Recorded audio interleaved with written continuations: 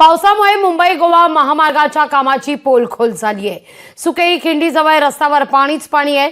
वाट काढताना वाहन चालकांना कसरत करावी लागतीये। अर्धा किलोमीटरचा रस्ता पाण्याखाली गेलेला आहे। काल रात्रीपासूनच या ठिकाणी दमदार पाऊस कोसळतोय आणि या साचलेल्या पाण्यातून वाट काढावी लागतीये।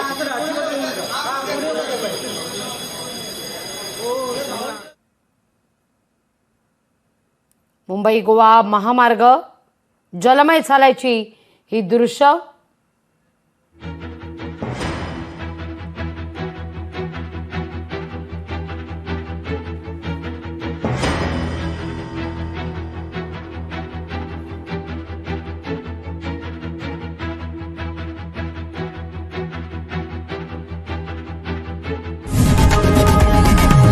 लोकशाही मराठी ऐका, पहा, जागरूक रहा।